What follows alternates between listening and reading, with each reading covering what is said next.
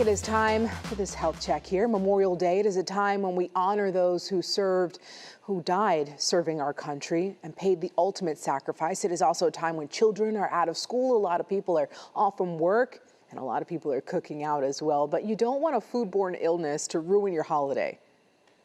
Wash your hands, wash your hands, wash your hands. That is most important. And then keep any kind of meats or raw items separate from your vegetables so there's no cross contamination.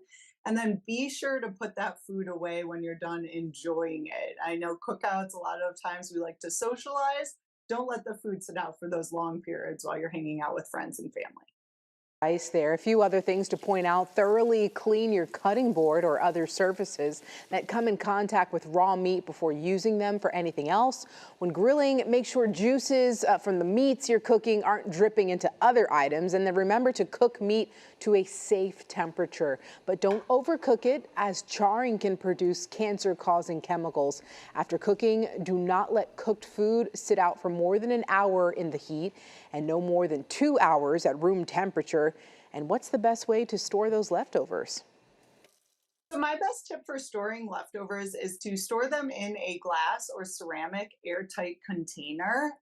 If you do that, then they can be good up to 3 to 4 days in your refrigerator. Now, the reason I suggest glass or ceramic is because if you're putting any fattier foods like a sausage into a plastic container, especially if it's kind of recently off the grill and it's hot, it can actually react with those plastics. Ooh, never knew that. She also says grilling can be a healthy alternative to other cooking methods, but it also depends on what you're cooking. For example, a marinated chicken breast or salmon are generally healthier than hot dogs and burgers.